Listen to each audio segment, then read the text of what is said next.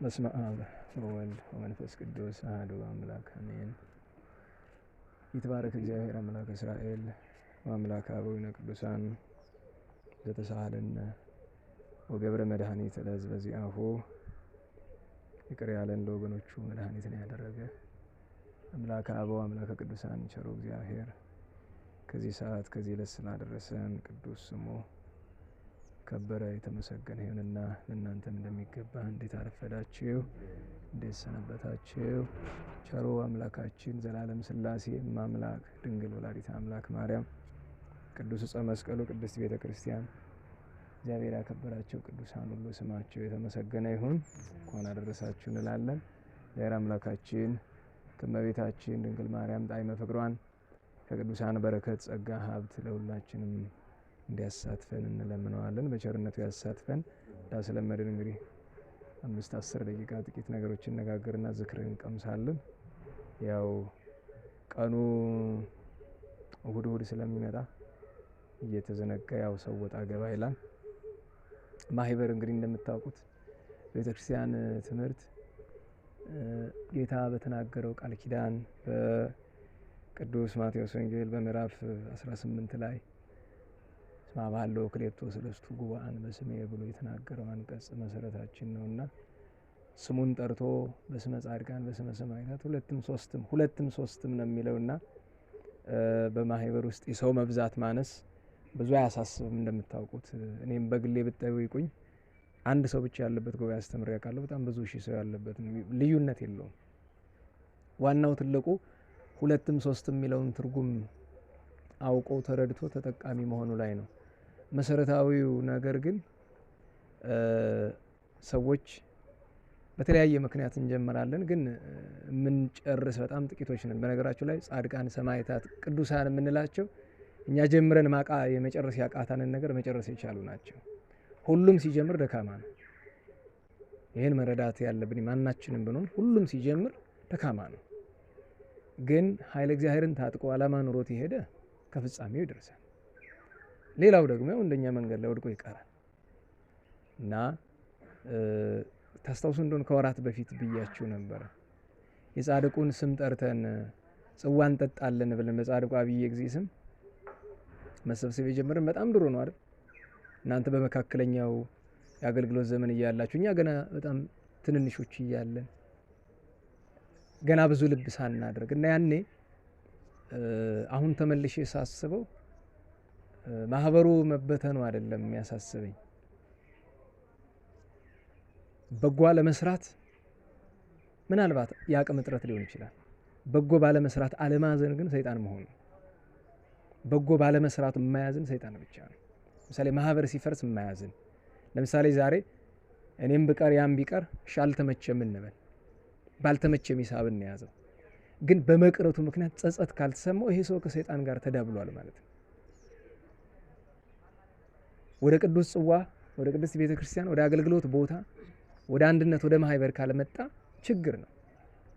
ስለዚህ ያለፈው አልፏል። ወደፊት ላለን ሀልዎት ይሄን አብይ ጊዜ ማህበር ብቻ ሰው ሌሎች ማህበራትም ካሉን ትናንት የነበሩ ዛሬ የሌሉ ማህበሮች አሉ። ለምንድን ነው የሌሉት?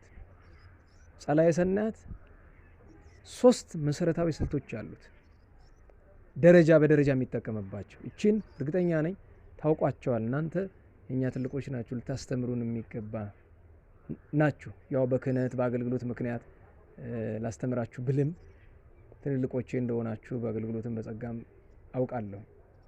ግን ግዱን የተማርኩትን ትምህርት ከአበው ያገኘሁትን ነገር ልሰጣችሁ ግድ ይለኛል። ጸላዔ ሰናያት ክርስቲያንን በ3 ደረጃ ነው የሚያጠቃው።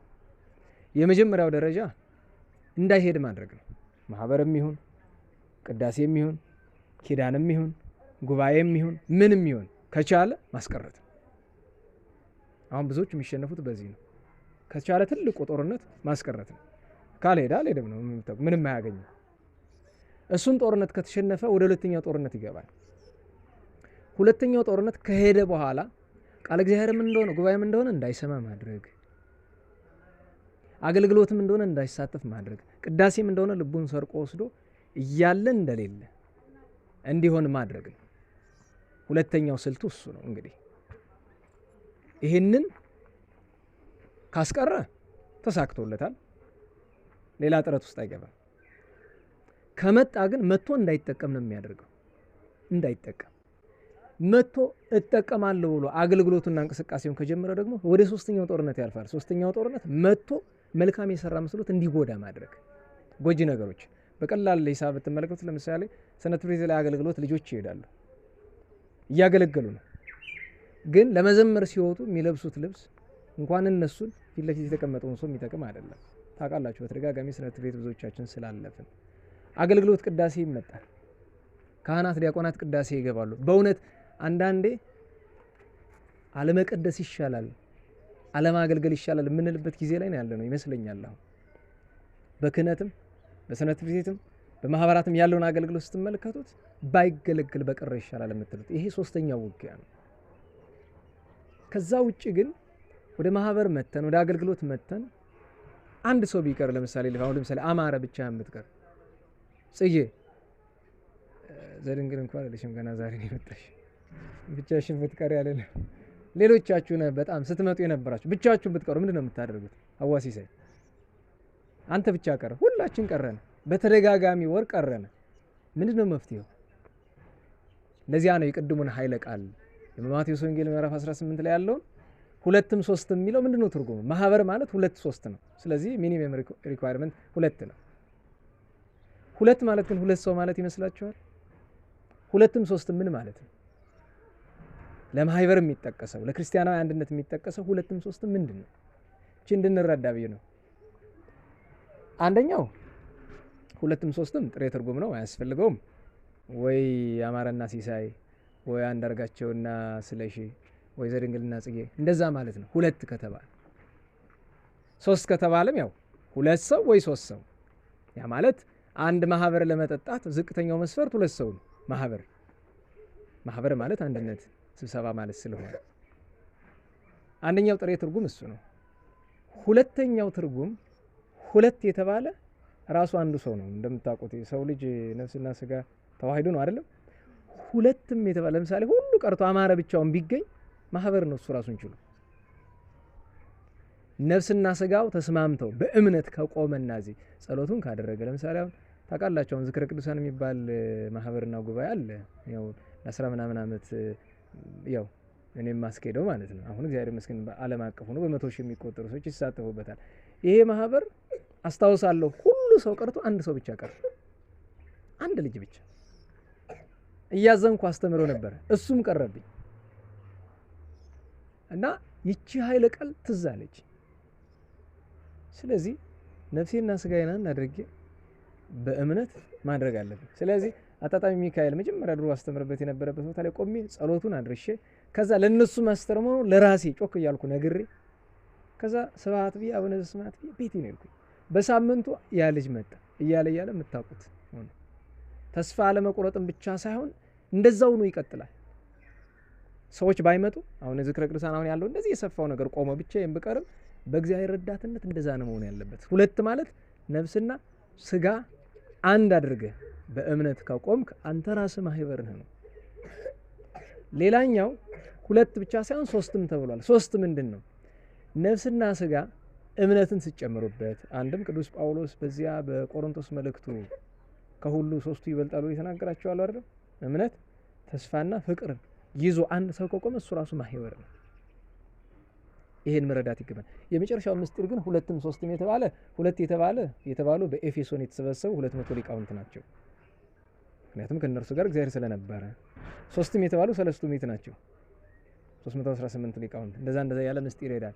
ምን ልላችሁ ፈልጌ ነው፣ አንዳንዴ እንደዚህ ቁጥር ያነሰበት ቦታ ስንገባ ውሎ አድሮ እንደዛ አይነት ነገር ቢፈጠር እንኳን ያን ማድረግ ይኖርብናል ነው። አሁን የዚህ ማህበር ዋናው ማን ነው? ቢሆን አይቀርም የሚባል ሰው ለምሳሌ ዝክረ ቅዱሳን የማይቀር ሰው ይታወቃል። ምክንያቱም እኔ ከቀረው ችግር ነው። ማን ነው እዚያው ዋናው ሰው ማን ነው? የዚህ የአብይ ጊዜ ማህበር ሲሳይ ቀርተህ ታውቃለህ? አንዳርጋቸው ቀርተሃል። ወደ ግራ ይበለኝ ታምኔ አንተ እድሜ በደንብ ነው የምትቀር። ቀርተህ ታውቃለህ? ጽጌ ቀርተሽ ታውቂያለሽ? እንደውም ያገባኝ ሰሞን በደንብ ነው የቀረች። ዘድንግል መጥተሽ ማታውቂው ቀርተሽ ታውቂያለሽ? ዘውዲቱ ቀርተሽ ታውቂያለሽ? አንድ ጊዜ። ስለዚህ አሁን እኮ ሽልማትም እንስጥ ብንል ለምን መሰላችሁ? ታማኝነት ለልጆች ስመክር ስታገለግሉና ስትጸልዩ እነዚህን አትርሱ። ይዘት፣ ቦታ፣ ጊዜን ለእግዚአብሔር ታማኝነታችን የምንገልጥባቸው 3 ነገሮች ናቸው። ይዘት ማለት ምን ጸልየው ጸሎት። ለምሳሌ ውዳሴ ማርያም የምንጸልይ ከሆነ ዛሬ ውዳሴ ማርያም ነገ ዳዊት አይደለም። ያቺ ውዳሴ ማርያም መቋረጥ የለባትም። ዳዊት ከሆነ መቋረጥ የለበትም። ይዘት ማለት ያቺን ይዘት ያቺን ጸሎት በተአማኒነት በቋሚነት መጸለይ። ሁለተኛው ቦታ ነው። የት ነው? ለምሳሌ አንደረጋቸው ስትፈልግ ባታ፣ ስትፈልግ ኪዳነ ምሕረት ነው ባታ። ጸሎት ኪዳነ ምሕረት መምጣት ትችላለህ። ጸሎትን ከማድረስ ያለብህ የጀመርክበት እዛው ቦታ ላይ ነው። ካስፈለገ ተጨማሪ ሌላ ጸሎት እዚህ ታደርሳለህ። ሁለተኛው ተአማኒነት የምንገልጥበት እግዚአብሔር እኛን ፈልጎን ሲመጣ መልአኩን ሲልክ ጠባቂ መልአክ ወይም ደግሞ ጸሎት የሚያሳርጉ መላእክት በነግ በሰርክ ሲመጡ ቦታው ላይ ይፈልጉናል። ሁለተኛው ታማኝነት እሱ ነው። ሶስተኛው ጊዜ ነው። ጧት ስትነሱ ለምሳሌ አርፍዳችሁ ተነሳችሁ፣ የሥራ ሰዓት ደርሷል ማታ ጸልያለሁ ብላችሁ ብትሄዱ የማታው ጸሎት ከንቱ ነው። ለምን? ያችን ጸሎት በዚያች ጊዜ ለእግዚአብሔር ማድረስ ተአማኒ ነው። ሰው በጊዜው ታማኝ መሆን አለበት። ለምሳሌ በዓለሙ ደረጃ የተሻለ የሚባለው ሰው ማን ነው? ቀጠሮ የሚያከብር ነው አይደል? በጣም ትልቅ ስፍራ የሚሰጠው ቀጠሮ የሚያከብር ሰው። ቀጠሮ ስለማከብር በጣም ከሚያስገርሙኝ ነገሮች አንዱ መቼም እኔ ቀጠሮ አክባሪ ራሴ ስላልሆንኩኝ በጣም ክፉ ልማድ አለ። ለ10 ሰዓት 9 ሰዓት እወጣለሁ፣ ግን በየመንገዱ ሰው እያቆመኝ 10 ተኩል ነው የምደርሰው። በጣም ይረፍዳል በየመንገዱ። ወይ ደግሞ ተሸፍኖ መሄድ ወይ በባጃጅ መሄድ ነው። ለነገሩ በባጃጅ ብትሄዱ መንገድ ይዘጋና አስቸጋሪ ነው። ድንኳን አለ ጎንደር፣ ሁሉ ጌታ የሆነበት ከተማ። ድንኳን ይጥልብሃል፣ በምን ታልፋለህ? ተዘግተህ ትቀራለህ። አስቸጋሪ ነው። እኔ የጊዜን ጥቅም ግን የተማርኩ ካስተማሪ አይደለም ከተማሪ ነው። ያስኳላ አስተማሪ እያለሁኝ አርማጭሆ ጎበዝ ተማሪ ነው። ኮምፓውንድ ነው የሚወጣ ልጅ አሁን ስፔሻሊስት ዶክተር ነው። ዶክተር አበባው ይባላል። እና የስምንተኛ ክፍል ተማሪ እያለ ጉባኤ እንዲመጣ ያ በዘመንኛው እንግሊዝኛ ኮንቪንስ አደረግ ነው። ያው ማለት ጥሩ ልጅ ስለሆነ በዚህ ሰብዕና መንፈሳዊነት ቢገባበት ጥሩ ይሆናል በሚልና ስንት ሰዓት ነው የሚጀምር ይላል? 8 ሰዓት 8 ሰዓት ከ01 ከሆነችና ካልተጀመረ ወጥቶ ቤት ነው የሚሄድ። ስንት ሰዓት ነው የሚያልቀው ይላል? 10 ሰዓት 10 ሰዓት ከ01 ላይ እያስተማረ አስተማሪ ጠቅጥቆ ወጥቶ ነው የሚሄድ። መንፈሳዊ ስነ ምግባር አይደለም ነገሩ፣ ግን ሰዓት አጠቃቀም እንድንማር አድርጎናል። በቃ 10 ሰዓት ማለቅ ካለበት 10 ሰዓት ማለቅ አለበት። ሰዓታት እኮ በቤተክርስቲያን ብታዩቸው ምስጢር አላቸው። ጌታ ቅድስት ነፍሱን ከቅዱስ ሥጋው የለየ 9 ሰዓት ነው አይደለም? ቅዳሴ 9 ከ10 ማለቅ የለበትም። በቃ 9 ሰዓት ነው ማለት 10 ጉዳይ ለ9 ማለቅ የለበትም። በቃ 9 ሰዓት ነው የሚያልቀው። ያቺ ሰዓት ናት ቅድስት ነፍሱን ከቅዱስ ሥጋው የለየባት ሰዓት እሷ ናት። በልዩ ምስጢር በጸሎተ ሐሙስ ከሚደረገው ባሻገር ማለት እያንዳንዱ የ11 ሰዓት ጸሎት የሚያደርስ ሰው ጌታ ርደተ መቃብር የተደረገባት ሰዓት ያቺ ከሆነች ያቺ ሰዓት ላይ ነው። ቀትር ማለት ስንት ሰዓት ነው? 6 ሰዓት አይደል? ፀሐይ መሐላ ናት የምትሆንበት። ቅዱስ ዳዊት እምድድቅ ወምጋኔነ ቀትር ይላል። የቀትር ጸሎት ብለህ ካደረስክ 6 ተኩል አይደለም 5 ተኩል አይደለም 5 ጉዳይ ለ6 አይደለም 6 ከ5 አይደለም። ጋኔን አንተን ሊያጠቃ የሚመጣ 6 ከ00 ነው። ያቺ ጌታ መስቀል ላይ የዋለባት ሰዓት ናት። በዚያች ሰዓት በጣም ከፍተኛ ችግር ስለደረሰበት ይጠላታል ያችን ሰዓት። በዚያች ሰዓት የሰው ልጅ ፀሐይ መሐላ ናቱ ላይ ሲያርፍ ሰውነት ይዝላል፣ ይደክማል። ያን ጊዜ ሰይጣን ያጠቃዋል። ቅዱስ ዳዊት ምን አለው? ድድቅ ድንገተኛ የሚመጣ ጋኔነ ቀትር ይለዋል። የቀትር ጋኔን እና የምንጸልይባት ሰዓት በራሷ ተአማኒነታችን የምንገልጥባት ሰዓት ናት እሷና እነዚህንም ማድረግ በጣም የተገባ ነው። እንግዲህ እነዚህ ሁሉ መንፈሳዊ ልምምዶች ናቸው። እንግዲህ እንደምታውቁት እናንተ ትልልቆች አዋቂዎች ስለሆናችሁ ርዕስ መርጬ አይደለም እያስተማርኩ ያለሁት ያው ነው። እንግዲህ ዞሮ ግን ዛሬም እመቤታችን ናት። መሰብሰባችንን በጻድቁ አብዬ ጊዜ ስም ነውና ስለ ሁለቱ ሳናነሳ ልንሄድ አንችልም። ግን ስለ አባ አብዬ ጊዜና ስለ ማምላክ ከማነሳታችን በፊት የዕለት በዓል አለ ዛሬ በቤተ ክርስቲያን በጣም ከምናከብራቸው ቅዱሳን ሐዋርያት ትልቁ አንደኛው ቅዱስ አናሲሞስ። እኔ የቅዱሳን ሐዋርያት መዘንጋት በጣም ያሳስባል። በነገራችሁ ላይ ዮሐንስ ወልደ ነጎድጓድን፣ ቅዱስ ፊልጶስን፣ ቅዱስ ቶማስን፣ ቅዱስ በርቶሎሜዎስን ቅዱስ ናትናኤልን ሳናከብር አቡነ ተክለ ሃይማኖትን ማክበር እንችላለን? አቡነ ገብረ መንፈስ ቅዱስን ማክበር እንችላለን? ቅዱስ ጊዮርጊስን፣ መርቆሬዎስን፣ አብየ እግዚእን ማክበር እንችላለን? አንችልም። ቤተክርስቲያን በማን መሰረት ላይ ነው የቆመችው? በቅዱሳን ሐዋርያት መሰረት ላይ ነው የቆመችው። ስለዚህ ሐዋርያትን አለማክበር በጣም ትልቅ በደል ነው። ሐዋርያት ሲባል ደግሞ 12 አሉ፣ 72 አሉ፣ 36 ቅዱሳት ተነስተው 120 ቤተሰብ ከነሱ ቀጥሎ ሐዋርያትን አክለው ሐዋርያትን መስለው የተነሱ ለምሳሌ ዛሬ ሶስቱ በአንድነት እናስባቸው። ብርሃነ ዓለም ቅዱስ ጳውሎስን ከ120 ቤተሰብ የለም እሱም ጊዜ ማይቆጠር ጌታ ባረገ በ8 ዓመት ነው ያመነ። ቅዱስ ፊልሞና የሱ ተከታይ ነበር፣ ሮም ወርዶ ነው ያስተማረው። ዛሬ ስንክሳር አንብባችሁ ከሆነ ሶስተኛው ቅዱስ አናሲሞስ ነው። በጣም ማዝነው እንደሆነ ታውቃላችሁ። ቅዱስ አናሲሞስ የሚባል ስም ኢትዮጵያ ውስጥ በታሪክ አለ። በሚያሳዝነው ግን የመናፍቅ ስም ነው። በጣም አዝናለሁ። እና እኔ አንድ ህፃን ልጅ ትጠቁሙኛላችሁ፣ ወንድ ልጅ ሲወለድ አናሲሞስ ብዬ ስም እንዳወጣለት እና እዛ አስተምረን በጎ ሰው እናደርገው ነው። እግዚአብሔር እድሜ ከሰጠን ካልቀደመን እኛንም ቢቀድመን ሌላ ሰው ያስተምረዋል። ይሄ ስም መታደስ አለበት። ኢትዮጵያ ውስጥ አናሲሞስ የሚባል ስም ያስደነግጣል። በእርግጥ በአንድ ጎኑ መጽሐፍ ቅዱስን ወደ ኦሮምኛ የተረጎመው ሰው ግን ጴንጤ ነው ማለት ፕሮቴስታንት ነው ማለት በፕሮቴስታንት ዘውግ ነው የተረጎመው መጽሐፍ ቅዱስን ወደ ኦሮምኛ። መተርጎሙ ደግ እያለ ግን ሰውየው መናፍቅ ነው። አናሲሞስ ይባላል። ይህ ቅዱስ አናሲሞስ የቅዱስ ጳውሎስ 14 መልእክታትን ሲጽፍ ከ14ቱ አንዱ አይታችኋት ከሆነ ወደ ፊልሞና ትላለች። ቅዱስ ጳውሎስ ሲጽፍ አንዲት ምዕራፍ እሷ ናት። መልእክት ናት፣ ግን አንዲት ምዕራፍ ብቻ ናት እና የተጻፈችው በዚህ በቅዱስ አናሲሞስ ምክንያት ነው። ቅዱስ አናሲሞስ ማለት መጀመሪያ የፊልሞና ባሪያ ነው የነበረው። ፊልሞና ወትሮውኑ ክርስቶስን አያውቅም፣ ጣዖት አምላኪ ነው የነበረው። ቅዱስ ጳውሎስ ሮም ወረደና ፊልሞናን ክርስቲያን አደረገው። ከዛ ፊልሞናና አናሲሞስ፣ ፊልሞና ጌታው ነው፣ አናሲሞስ ባሪያው ነው።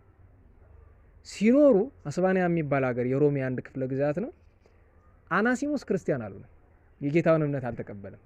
ለምን? ያው እንደምታውቁት ክርስትና በኩር ማለትም በግድ አይሆንም። ከዚያ ወርቅ አሳሳተውና የጌታውን የፊልሞናን ወርቅ ሰርቆ ጠፋ። ጠፍቶ ወርቁን እየመነዘረ ሊበላ ሲል ማንን ያገኘዋል? ቅዱስ ጳውሎስን አገኘውና ሲሰብክ አንድ ቀን ሰማው። በእውነት እኔ የቅዱሳንን ስብከት የአባቶችን ስብከት አስቤ ዛሬውን የኛውን ሳስበው በጣም በጣም ያሳዝነኛል። እኔ ጥንት የሐዋርያትን አይደለም እንደው የቅርብ የነበረው እንኳን አባቶቻችን አንድ ኃይለ ቃል እኔ እንግዲህ የምታውቋቸው ልጥቀስላችሁ። አባትትናን ታስታውሳላችሁ? እንታትትና ነንታ ሀሩይ ነንታ ኃይለ ሥላሴ ሽማግሌዎች አንዳንድ የሚናገሯቸው አሁን መድረክ ላይ ወጥተው የሚሰብኩ አይደሉም አይደል? ግን መጽሐፍ ቁጭ አድርገው እያስነበቡን አንዳንድ ኃይለ ቃል ጣል ሲያደርጉ ጭንቅላት ላይ ጠብ ትላለች እና ስለ ስብከት ሲነሳ እንታ ኃይለ ሥላሴ አንድ ቀን እዚያች ቆሞ በቀኝ ቆማቸው ግን ሽማግሌዎቹ አለቁ አይደል? ማን አለ ግን ሽማግሌ እግዚአብሔር ይመስገን አለ አንድ ልጅ አሉኝ አልኳቸው። ያኔ ትንሽ ማስተማር ጀምሬ ነበር ስብከቱን ብሉን የዛሬ 12 ዓመት ወይ 13 ዓመት አከናና እንደው ተሰብካላችሁ? አዎ። ታስተምራላችሁ? አዎ። እንዴት ነው ታዲያ ትውልዱ እየተለወጠላችሁ ነው? ኧረ የለም ጭራሽ። እንደውም የሚገርማችሁ ነገር ኢህአዴግ ከገባ ጀምሮ ለ20 ዓመታት ለ22 ነው ምናምን ዓመታት ሲሰላ 7 ሚሊዮን ኦርቶዶክሳዊ ሃይማኖቱን ክዷል። ከዛ በኋላ የባስ ደግሞ ከዛ ያሰሌት ከተሰላበት በኋላ ደግሞ ወደ 10 ምናምን ሚሊዮን ኦርቶዶክሳዊ ሃይማኖቱን ክዷል። በአጠቃላይ ልንገራችሁ ከ1983 ወዲህ ወደ 20 ሚሊዮን ኦርቶዶክሳዊ ሃይማኖቱን ክዷል። ግን ኢትዮጵያ ውስጥ ከ60 ሺህ በላይ ሰባኪ አለ ይባላል።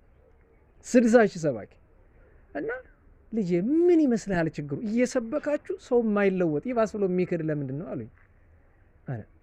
እኔ እንጃ ሰው መስሚያ የለውም ይመስለኛል። እንለፈልፋለን። ከኛ ምን ጥፋት አለ? ለምሳሌ እኔም ቢጠይቁኝ አስተምራለሁ፣ እለፈልፋለሁ፣ ግን አይሰማም እና እኔ ምን ላድርገው አሉ። ልጄ ይሄ ነው እኮ ትልቁ ችግር። እንዴት አልኳቸው። ይኸውልህ ለምሳሌ አሉ አንድ ሰው ጋኔን አድሮበታል። ያ ጋኔን ኃጢአት ያሰራዋል። ጋኔን አድሮበት ኃጢአት የሚሰራውን ሰው መክረ መለወጥ ትችላለህ አሉ። ይከብዳል እንጂ ለምን? መጀመሪያ ጋኔኑን ማስለቀቅ ስለሚገባ። ጥሩ። ጋኔኑን የሚያስለቅቀውስ ማን ነው? መንፈስ ቅዱስ ነው። ጥሩ። ስለዚህ ኃጢአትን እየሰራ አልለወጥ ያለው ትውልድ ላይ አጋንንት አሉ ብለህ ካልክ የሚያስተምረው ላይ ማን መኖር አለበት? መንፈስ ቅዱስ። ስለዚህ ጥያቄው ሰባኪው ላይ ማን የለም? መንፈስ ቅዱስ የለም።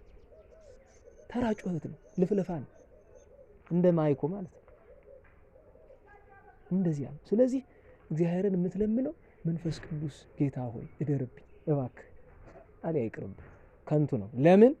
ለምን የተማረም ያስተማረም እኩል ገሃነመ እሳት የሚገቡበት ዘመን ነው። ቅዱስ ጳውሎስም ተናግሯል አይደል? በሮሜ መልእክት 2:21 ላይ ወፎኑን ከዘኢት ምህር ርዕሰከ ዘለባኢደ ተምህር። አንተ ሌላውን አስተምራለሁ የምትል አንተ ተምርሃል ምን ማለት ነው? ሰው ተማረ የሚባል ሲለወጥ አይደል? ብሉይ ሐዲስ ስላወቀ ተማረ አይባልም። በተማረው ትምህርት ሲጠቀም ተማረ የሚባል እና እቺን ምክር ምን ልላችሁ ፈልገው እንኳን የነ ቅዱስ ጳውሎስ የነንታ ይገርመኝ ነበር። ቅዱስ ጳውሎስ ሲያስተምር ቃሉ አናሲሞስን ሰበረው። ገንዘቡን በሙሉ ለነዳያን ሰጥቶ የቅዱስ ጳውሎስ ተማሪ ሆነ፣ ተጠመቀ፣ ክርስቲያን ሆነ። ኋላ ግን ሁሉ ያዘናል፣ ያለቅሳል። ምን ሆነ ነው ሲለው አይ ዛሬማ ጥሩ ኑሮ ኖራለሁኝ በክርስቶስ ሕይወት። ትናንት ግን እኮ ያንተ ደቀ መዝሙር የሆነው የፊልሞናን ገንዘቡን ሰርቄው እኮ ነው የመጣው። ችግር የለውም እኔ አስታርቃለሁ ብሎ ዛሬ የምታውቋት ወደ ፊልሞና የምትባለው መልእክት ለማስታረቅ ቅዱስ ጳውሎስ ጻፋት ናት።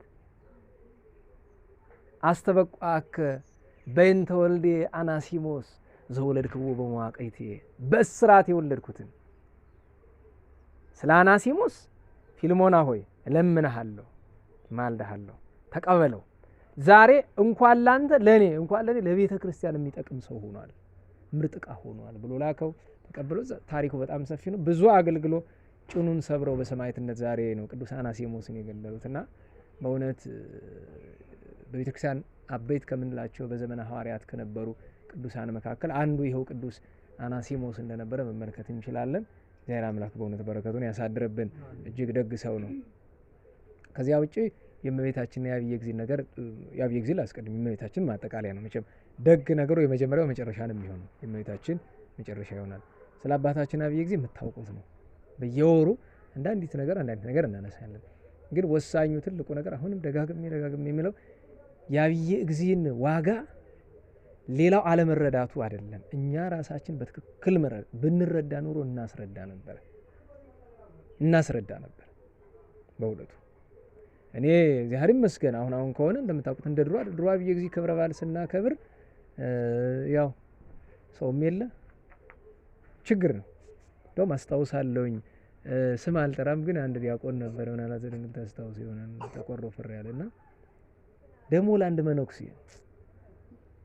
አሁን አብዷል፣ ጨርቁን ጥሏል፣ አብዷል። ደሞ ለአንድ መነኩሴ በመጀመሪያ ደረጃ አቡነ ተክለ ሃይማኖትም መነኩሴ ናቸው፣ ገብረ መንፈስ ቅዱስም መነኩሴ ናቸው፣ አባ እንጦንስም መነኩሴ ናቸው። መቼም እኔን አይታችሁ ቅዱስ እስጢፋኖስን በእኔ መለኪያ አትለኩትም። እሱ ዲያቆን ብላችሁ መቼም የምትለኩ አይመስለኝም አይደል? ልክ እንደዛ ሁሉ በዚህ ዘመን ያለውን ሁሉ ስራ ፈት መነኩሴ አይታችሁ መቼም አባ እንጦንስን፣ አባ መቃርስን፣ አብየ እግዚእን በዛ እንለካቸውም መቼም። ያ ነው እሱ እንደዛ እንዲያስብ ያደረገው ደግሞ ለአንድ መነኩሴ ነው። በጣም እንደው እግዚአብሔር ይመስገን። ደጎቹ ግን አክብረው ከብረው ነው ያለፉት። እዚህ ግቢ የነበሩት ሁሉ ትልልቁ ከባባ ጀምሮ እናውቃለን። መቼም የምናውቀውን ያክል እኔ አንዳንድ ጊዜ ወደ ኋላ ተመለሳችሁ ስታስቡ ያኔ ልጆች እያለን የማናስተውላቸው ነገሮች እግዚአብሔር ይመስገን ረጅም ዘመን መቃብር ቤት የኖርኩት መኖር ብዙ ነገር ካለፈም በኋላ እንኳን የሚናገሩት ነገር የሚያደርጉት ነገር ትዝ ሲለኝ ትልቅ ሀብት ነበረ። አሁን እነዚህን ዛፎች አንድ መቼም ማፊያ ይችላል አንድ ምስጢር። አሁን እነዚህ ዛፎች አሉ። አሁን ስታያቸው እያንዳንዱ ዛፍ ብቻ ነው ወይ? በየዛፎቹ ያለው ጠል ስንት እንደሆነ ምን ያህል ትረዳላችሁ? ሰሞኑን አንድ ደግ ሰው ከገዳም መጥቶ የሆነ ነገር ያያል እዚህ ግቢ ውስጥና በጣም ደንግጧል። ታውቃላችሁ መቼም ድሮ ትሰማላችሁ። ያ የምትሰሙት ነገር ዛሬም አለ ብዬ ነው። ምንድነው የሚያየን ነው የጠፋ እንጂ ትናንቱ በአባቶች ዘመን ያለው ዛሬም አለ። በዚህ በመቃብር አበው በዚያ በደጎቹ መኖሪያ ብዙም ማናስተውለው ነገር ስላለ እና አይቶ መጀመሪያ ደንግጧል። ምንድነው ጉዱ ብሏል። እንግዲህ እሱ ትንሽ ጸጋ እግዚአብሔር ያደረበት ሰው ስለሆነ ነው፣ አይኑ የተገለጠ ስለሆነ ነው ያየ እና እንደውም እዚያ በኋላ መልስ አላገኘውም እንጂ እስቲ እርሱ ባይገባ ያየው ጻድቁ ይሆኑ ወይስ በጥንት በታሪክ ከምንሰማ ከተሰወሩ አበው አንዱ ይሆኑ? ማን ናቸው? እስቲ እንዲህ እንደ ፀሐይ አብርተው ከመሬት ከፍ ብለው በወይራ ዛፍ ተጠግተው የታዩ ይሄ ነገር የዛሬ ወር አካባቢ ነው። ያው ከዚያ በረሃ መልእክት ሊጠይቀኝ መጥቶ ነው እንደዚያ አይቶ በጣም ደንግጦ አይ ብዙ አውቃለሁ ብዙ እንዳሉ አንዳንድ ጊዜ ሌሊትም ጠል ምናምን ሲወርድ ብዙ ይታያል በእውነቱ። እዚህ አሁን እዛች ያለችው ንብ አለች ታስተውላታላችሁ። ንብ አይደለች ሌላ ስራ ያለው ነው። እሱን ሌላ ቀን እነግራችኋለሁ። ለሁሉም እኔ መቼም ልትወው ብዙ አፌ ደግሞ ብዙ ሊያወራ ነው አንዳንድ ጊዜ። ለሁሉም አባታችን አብዬ ጊዜ ይህንን ቦታ ታውቃላችሁ እንደጸለዩበት የጸለዩበት ቦታ እኮ ነው። የጸለዩበት ቦታ በአካል ነው፣ በአጸደ ስጋ ነው፣ በአጸደ ነፍስ አይደለም። ለስብከተ ወንጌል ከተንቤን ተነስተው ዋልድባ ተከዜን አልፈው ዋልድባን አልፈው መጥተው ደንቢያ ሀገረ ስብከቱ ነው ተሰጥቷቸው እያለ አርፈውበት ነው። ቤተ መቅደስ የተሰራበት ታች ላይ አለት ድንጋይ ያለው ይባላል። ጥንት ስንሰማ እዚህ ሐዋርካው ወደዚህ የመጣ የብዬ ጊዜ ጽላት የምታውቁት ነው ታሪኩ። ይሄ መካነ ጸሎታቸው ስለነበር ከዚያም በኋላ አይታችሁ ከሆነ አበው ለምንድን ነው በብዛት ለመቃብርነት ይህን አካባቢ የሚፈልጉት? ከውስጥ የተቀበሩት እነንታ ወልደ አብ እነንታ ወልደ ሰንበት እዚህ የተቀበሩት ደጎቹ ሌሎቹም እና አባ ፀሐይም እንደዚያ አለ። ለምን እንኳን ሌላ በእውነት እንዲያው አይባልም በርግጥ እንጂ እግዚአብሔር ለዚህ አከብሮ ቢያበቃኝ በዚህ አካባቢ ማረፍ ነው ምኞቴ። መቼም ሰው እኖራለሁ እንጂ ሞታለሁ አይልም አይደል? ይኸው መቼም እንደ ኑዛዜ አድርጋችሁ ቁጠሩት። እዚያች አካባቢ እዚያች ለምን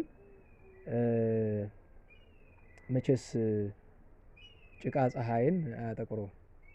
ፀሐይ ጭቃ ላይ ቢያርፍ ችግር የለውም። ያው ለመቀደስ ያክል ነው እንጂ እዚያች ለማረፍ እንኳን አቅሚቱ የለችም። ሀበው መሀል ግን መቼም ምኞት ነው። ወደ ጉዳይ ልመለስና ለሁሉም አይዟችሁ የሞቶሬ ትፈራላችሁ መሰለኝ። አይቀር እኖር እያለ ነው ዓለም የጠፋ። አባቶቻችን እኖር ባይ ህሊና እክብር ባይ ልቡና ከሰውም ከእግዚአብሔር የማይስማማም ይላሉ። ሰው ሞታለሁ ካለ ጥሩ ነው። ሞታለሁን የመሰለ ነገር እና ጻድቁ አባታችን ይህን ሁሉ ጠለን ሀገር ላቸው ያለውን የምተርከው ለምን ለኔ ያረጉልኝን አልተረክም? ስንት ነገር አለ አይደል? ለእያንዳንዳችን ያረጉልን ስንት ነገር አለ። ስንት ሌላ ቢቀር ሁሉ ጊዜ ደጋግም የምለው አለ አብዬ ጊዜ ክህነቴን አደራ ነው አይደል? እጥንት ማንስቶ ጸሎት እንዲህ ብሎ የለመነ ሁሉ በክህነቱ መሽቷል አምሽቷል። ያለመነ መቼም ተፈትኗል። ለምንድን ነው እንዳንፈርድ? እኛ ጠንካራ ሆነን አይደለም የያዘ ይዞልን ነው እንጂ እኛም በቀዳዳው ገብተን አይተነዋል። ብዙ ነገር አሳለ ቢጎለጎል አብረን በኖርንባቸው ዘመናት ብዙ ተታለ የምታስታውሻቸው በጣም ብዙ ተመልሼ ያሳስባቸው። ዛሬም እንኳን አፍሬ ትንሽ እህትሽን ለማየት ሁሉ ማፍረበት ጊዜ አለ። ለምን ያ የተፈጠረው ነገር አስታውስ በልጅነት። ስለዚህ በክህነት የመሸነው ጻድቁ ቢጠብቁልን እንጂ ምንም ጥንካሬ ኖር አይደለም። ለምን ከኛ ከኔ እና እኔን ከመሰል ነው ያለው ነውር ከሌሎቹ የባሰ ነው የበዛ ነው። እና ጻድቁ ብዙ ረዴት ያደረጉ ብዙ ጠል ያላቸው ሌሊት ብትመለከቱ ከዛፎቹ ያለው ጠል ብቻ ሁሉ አይታይ ነገሩ ነው ችግራል። ለሁሉም ጻድቁ አባታችን እየጠበቁን ያሉ በአማላጅነታቸው የሚረዱን ናቸውና ነገር እንዳላበዛ አንዲት ነገር ብቻ ነግሬያችሁ የጻድቁን ነገር ዘጋለሁ። እንዲያው በዘመናቸው ብዙ አስገራሚ ነገሮችን ሰርተዋል። ለምሳሌ 3 ሙታን እንዳነሱ በገድላቸው ተጽፏልና ካስነሷቸው ሙታን መካከል አንዱ ዲያቆን ነው እና በጣም የሚያገለግል ነው በጣም ከልቡ እና እንደሞተ ሲያውቁ ለጸሎት ገቡ። አባታችን ይሄ ነገር ይቀበር በድን ጋር ሊያሳድሩን ነው እንዴ አሏቸው። ልጆቼ እኔ መነኩሴ ነኝ፣ እኔ እግዚአብሔር ባሪያ አይደለሁም፣ ለኔ እግዚአብሔር እንደለመነው ጥቂት ጊዜ አትሰጡኝም ብለው ገቡ እና እየጮሁ እግዚአብሔርን ይለምናሉ። እባክህን መኖሩ ይጠቅማል እባክህን እያሉ ኋላ ሲነጋ ያሙት አንገስገሰ ርዕሶ ውእቱ ምውት ይላል። ያ አንገቱን ነቅንቆ ብድጋል እና ገርሟቸው ምን ሰማ ሲሉ አይ ለፍርድ ስቀርብ እንደዚህ የሚል ድምጽ ከፍርድ ሰማ። ተናጋሪው ማን እንደሆነ አላውቅም፣ ግን እንደዚህ የሚል ሰማ። ትግባ ይእቲ ነፍስ አበስጋ በእንተ ጋአሩ ወበካዩ ለገብሬ አብይ እግዚ። ባሪያ የዚያ እየጮህ እያለቀሰ ነው አብይ እግዚና ስለሱ ጮህትና ለመና ይቺ ነፍስ ወደ ስጋዋ ትመለስ የሚል ትእዛዝ ብቻ ነው የሰማሁኝ። ነቃሁ አላቸው። ብዙ አገልግሏል። እንግዲህ የጻድቁ በረከት ይደርብን። ይህንን ብዬ ልለፍ ነገር እንዳላበዛ። መጨረሻው እመቤታችን ነው። ዛሬ የካቲት 21 ቀን ነው። እመቤታችንን ዛሬ የምናከብራት መጾሩ ለእግዚአብሔር ወይም መጾረ ብርሃን የብርሃን መጾር ዛሬ እሱ ነው። አንቀጹን የምታገኙት አባ አርከ ስሉስ የደረሱት አርኬ ስንክሳር ላይ ተበትኖ ታገኙታላችሁ። ስንክሳር ታሪክ አንድ ታሪክ ተተርኮ አርኪ የሚል ታገኛላችሁ። እሱ ማለት የአባ አርክስሉስ ድርሰት ለታሪክ ማጽኛ ማጠቃለያ ሆኖ ተበትኖ ነው እዚያ ላይ እና በእያንዳንዱ አንቀጽ ታገኝ እና አርኪው እመቤታችን ድንግል ማርያምን መጾሩ ለብርሃን መጾረ ብርሃን ጾረ ተሸከም አይደል ጾር ሸክም ጾር አስቸግረኝ ይላል አንዳንድ ሰው ጾር ማለት ሸክም የምን ሸክም የተለያየ አይነት አለ ለምሳሌ የፈቃደ ስጋ ጾር አለ ሰይጣን አመጡ ፈቃደ ስጋ የሚያሸክመው አለ የትዕቢት ጾር ያለበት ሰው አለ ትዕቢትን አሸክሙት የሚያዞሩ የቁጣ ጾር ያለበት አለ የኔ ቤቴ ቁጣን አሸክሞ የሚያዞሩ የክፋት የሐሜት ጾር ያለበት ሰው አለ የወሬ ጾር ያለበት ሰው አለ እንደኔ በቃ ለወሬ ሟች የሆነ መቼም ዘንድሮ እድሜ ለፌስቡክ ሁሉም ሰው ወሬኛ ሆኗል ያ ብቻ ሳይሆን ሰዎች ቁጭ ብሎ ሲያወሩ ስትመለከቱ አይግሩ ቀድሞ ወሬ ነበረ በእውነቱ ለመኖርስ እንደ ዘንድሮ ደግሞ አይሆንም እና ያ የምታውቁት ታሪክ አላል በዚህ ዮሐንስ ካል ዘዋሂድ ዲሆም ይባል አጼ ዮሐንስ ሁለተኛ የሚባሉ ንጉስ እዚህ አጤ ፋሲለደስ ግቢ ውስጥ ነበራል እና ዘዋሂድ ዲሆም አንድ እጃቸው ሰለለች ናት የለች እና ይሄንን የሚያውቅ ባለሟላቸው ብቻ ሌላ ሰው ያውቅም ነው እንደምታውቁት እጅ ደግሞ ቀኝ እጃቸው ስለሆነ የሰለለው ያው አስቸጋሪ ነው ለንግስና እና እቺን አይቱ በጣም ወረኛ ነው እና ጠርተው የጃግሪያቸውን ሰይፍ አስመዝዘው እቺን ወሬ አንድ እጅ ነው ያለው ብለ ብታወራ አንገትን ነው መቆርጥልህ ብለውታል ይባላል አላ ጨነቀው ማውራት ፈልጓል ግን ደግሞ ሊሞት ነው እና በቃ በጣም ታመመ ቁርጠት ሆዱን ሲያሽ ሲል ነው የሚያድርና ሚስቱ በጣም ፈሊጠኛ ናት የዘንድሮ ሴት ብዙ ሰነፍ ነው በእውነቱ እኔ ሴት ወቅሳለሁ ዘንድሮ በጣም ለምን እስቲ ይሰቡት እኛ ብዙዎቻችን የእናቶቻችን ውጤት አይደል አሁን ለምሳሌ ዮርዳኖስ ትንሽ ቁም ነገር ካለው የማን ውጤት ነው በዚያ የእናት በዚህ የመምህራን ውጤት ነው አይደል እናንተም ጋር ያለው እስቲ እሰቡት እስቲ እናንተ መካከል የእናቱ ውጤት ያሉን ማን አለ እናቱ መልካም መንገድ ያላሳየችው ማን አለ ዛሬ ሁሉ ትውልድ ተበላሽ በማን ምክንያት ይመስላችኋል እናትነት ስለተበላሽ በእውነቱ ነው በጣም እና ያቺ ልባም ናት ምን ሆነ ነው እስቲ ምን እንዲያው ነገር ይባክ አይ ከንጉስ ያዩት አንድ ምስጢር አለ ማውራት ፈልጋለሁ ልፈነዳ ነው ባለ ማውራቴ ምክንያት ባወራ ደግሞ ገላሃለሁ ብሎኛል ቀላል ነው ሄድና ጭዋለ ዱር ላይ ገብቶ ወይ ተራራ ላይ ወጥ ሰው የሌለበት ቦታ ላይ ትፈው ተንፍሶ ብላለች ለካ ይማል ብሎ ፈረስ ጭኖ ወርቆ ሄዶ ተራራ ላይ እንግዲህ የምታውቁት እንግዲህ ንጉሱ ባለ አንድ እጅ መሆናቸውን ጮህ ተናገረ ተራራው የገደል ማሚቶ የሚባለው ኢኮ ድብልቅልቅ አድርጎ አለለት ብሎ መጣ ጤነኛ ሆኖ ኖሮ ይባላል የዚህን ያክል ነው በምን ያመጣውት የወሬ ጾር ያለበታል የወሬ ሸክም ያለበት ሰዋል ሸክም ብዙ ነው ጾር ሲባል ግን ደግሞ ሸክም ሲባል ደግሞ ወደ መንፈሳዊ ስናመጣው ጌታ በማቴዎስ ወንጌል ምዕራፍ 11 ቁጥር 28 ላይ ተናገረው አይነት ሸክም ደግሞ አለ ሁለተኛው አይነት ሸክም መልካሙ ሸክም ጌታ ምን አለ ንኡሃቤ ክቡዳነ ጾር ሸክም የከበዳችሁ ወደኔ ኑ አርኦቴኒ ሰናይ ቀንበሬ ልዝብ ነው ወጾሬኒ ቀሊል ሸክሜም ቀላል ነው እቺ ምንድናት ደግሞ ቅዱሳን እኛ የክፋት ሸክም አለብን ቅዱሳን ደግሞ የምን ሸክም አላቸው ለምሳሌ አንዳንድ ቅዱሳን የፍቅር ሸክም ዳባ ለትጹን ያሉ የፍቅር ሸክም ያለባቸው አሉ እንደ አባ መቃርስ ያለ የትትና ሸክም ያለባቸው እንደ አባ መርትያኖስ ያለ የትግስት ሸክም ያለባቸው አሉ እንደነ ጳውሊ ያለ የዋህነት ሸክም አለ ነው ሰላም ጳውሊ የዋህ በረሃ ውሎ ሲመጣ ሚስቱ ሐዋርያው ጋር ተኝታ ራቁቷን አገኛት ይሄ ለወንድ ልጅ በጣም ከትከሻው እኮ መጥረቢያ ይዟል ሲቆጠቁጥበት ይዋል እና አክሞሰሰ ይላል ፍግግ አለ ሳቀ እነሱ ይገለናል አሁን ካሁን እያሉ ነው ወደሽው ነው አራጥሩ ነው ባለቤቴንም ወሰድ ሀብት ንብረቴንም ወሰድ ሁለት ልጆች አሉት እነሱን ግን በስርዓት አሳድገኝ በሉ ደህና ሁኑ እግዚአብሔር ይሆናችሁ ብለው በረሃቸው ሄዱ ያባንጡን ሲመጀመሪያው ደቀ መዝሙር አባ ጳውሊ የዋህ ጳውሊ ማለት እንዴ ናቸው ያውን ይባላል የዋህነት ሸክም ያላቸው የዋህነት ግን እንደ ሸክም አማረውት አይደለም ደስ ብሏቸው የሚይዙት ከሁሉ ግን ጾር ሲባል ትልቁን ማንም የማይችለውን የቻለች የተሸከመች ግን እመቤታችን ለዚያ ነው ማምላክን እሷ የተሸከመች ሌላም አይደለም ብርሃን ነው። መጾረ ብርሃን የብርሃን ተሸካሚ ናት። ለዚያ ነው የዛሬው አርኬ ሰላም ለኪ ለብርሃነ ሕይወት መጾሩ ሕይወት ለሆነው ብርሃን ለወልደ እግዚአብሔር ለኢየሱስ ክርስቶስ መጾር መስቀል መጾር ላይ ብርሃንም መጾር ላይ ነው የሚቀመጠው። ቀንዲሉም መጾር ነው፣ ብርሃኑንም ይሸከመው። መጾሩ ታች ያለው እጹ እንጨቱ ከላይ ያለው መስቀል ይሸከመዋል። ልክ እንደዚያ ሁሉ ድንግል ማርያም ዓለም ጾርኪ ዘኢይጸወር ዓርብ ውዳሴ ማርያም ትጸር ላይ በነገራችሁ ላይ አራታችሁ ናችሁ ውዳሴ ማርያም የተማራችሁ። ዛሬ ቅድም ዝም ስደግም እንደው ጆሮዬን ጣል ባረግ አቡነ ዘበሰማያትም ብቻ አብራችሁ አላችሁ። ሌላውን እና ሰባት ስል መለሳችሁልኝ። ተረሳ እዚያች ደረጃ ላይ አጥኑት እንጂ ሙያ አይደል።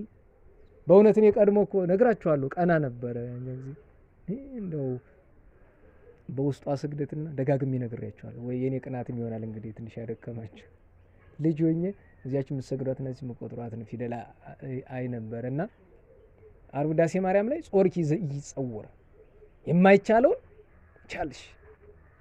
ምን ይችለዋል እግዚአብሔርን? ሁሉ እሁዝ ውስተ እዴሁ አሐዚ ዓለም በእራሁ በእጁ መሃል ዓለምን የያዘ ሁሉ በእጁ ጭብጥ አድርጎ ሁሉን የያዘ እሱን ነው። ማንም አይችለውም። እንደምታውቁት አበው ኪሩቤልን እግዚአብሔርን ይሸከማሉን አላል? እሱን የሚሸከማቸው እነሱ አይሸከሙት። ለማዕረጋቸው ለክብራቸው ነው ዙፋኑን ተሸክመው የሚታዩት። እግዚአብሔርን የተሸከመች ድንግል ማርያም ብቻ ናት። ያውም መሸከም ሲባል ተሳታ አውራሃው 5 ዕለት 9 ወር ከ5 ቀን በማህፀን በሱም አልበቃም። እንደገና 3 ዓመት ከመንፈቅ በጀርባ በስደት ዘመን እና ለብርሃን ለሕይወት ብርሃን ሕይወት ለሆነ ብርሃን ብርሃንማ የፀሐይ ብርሃንም አለ፣ የሻማ ብርሃንም አለ፣ የባትሪ ብርሃንም አለ። ለየት የሚለው ምንድነው? የጌታችን ብርሃንነቱ የሕይወት ብርሃን ሕይወትን የሚሰጥ ብርሃን። ኋላ ሊቁ ምን አለ ሲያነጻጽር አምሳለ ተቋም ዘወርቅ ጠበብተ እስራኤል ዘገብሩ የእስራኤል ጠቢባን በዚያ በደብተራ ኦሪት እና በጥንት በኦሪት ቤተ መቅደስ ላይ መቅረዝ ይሰራሉ። መቅረዙን 7 አይጹቅ ያበጁለታል፣ በወርቅ ይለበጡታል። ይሄ ድንቅ ነው። የእመቤታችን ምሳሌ ላይ መብራት ይበራበታል። መቅረዝም እመቤታችን ናት። ወርቅ ንጽህናዋ ቅድስናዋ ነው። 7 መሆኑ ስሙ ወልቆ ሳበ በሀበ ዕብራውያን ፍጹም ውእቱ እንዲል እመቤታችን ፍጽምት መሆኗን ለመግለጥ 7 አይጹቅ ያበጁለታል። እዚያ ላይ ብርሃን ይበራል። ጌታም ለዚያ ነው ሰላም ለኪ ለፀሐይ ጽድቅ ሰማዩ እንተ ሰረቀ ዲቤኪ ወአንበልበለ ወአዩ። ጌታን ፀሐይ ስንል እመቤታችን ሰማይ ናት። ሰማይ ላይ ፀሐይ ወጥቶ እንዲያበራ ቀንዲል ላይ ማህቱ በርቶ እንዲያበራ እመቤታችን ጌታን ወልዳ ዓለም እንዲበራ ዓለም እንዲድን ምክንያት ስለች። ለዚያ ነው መጾረ ብርሃን የብርሃን መጾር። በእውነቱ ስታስቡት አሁን መጾር ባይኖር ብርሃኑን እጃችን ላይ ነው የምናበረው፣ ራሳችን ላይ ነው የምናበረው። አቃጥሎ ይፈጀን የለ። ለዚያ እኮ ነው እመቤታችን መጾረ ብርሃኑን ስትሸከም ዋዕዩ ወደኛ ሳይመጣ ዋዕዩ ማለት ማቃጠሉ ማለት የጌታ ፍርዱ ነው፣ ቁርጥ ፍርዱ ነው። ጌታ እኮ ብርሃን አለው እሳትም አለው፣ እሳትነቱ ይባላል። ግን እሳት በላኢላ አማጽያን እንዲሆን ለአመፀኛ ሰዎች ለለይ ክዱ ስሙ ለካ እሳት ማህያዊ ለሩቱዓነ ልብ ቅዳሴ ማርያም የምታነቡ ከሆነ ልባቸው ለቀና የሚያድን እሳት ነው እንዲባል ያደረገች እመቤታችን ናት። እዚያን አምሳለ ተቋም ዘወርቅ ጠበብተ እስራኤል ዘገቡ አለና ክብሯን ለማጠቃለል ያክል ምን አለ? ማርያም ክብርት አለ። እመቤታችን ክብርት ናት። ግን አለ ክብርት ናት ስንል እንደ ሰው አይደለም፣ እንደ ተራ ሰው አይደለም። ለእግዚአብሔር በክብሩ ክብርት ናት የምንለው እግዚአብሔር በባህሪው ያለውን ክብር ለእሷ በጸጋ ሰጥቷታል። እመቤታችን ያከበረበትን ክብር ለማንም ስላልሰጠ። ለምን?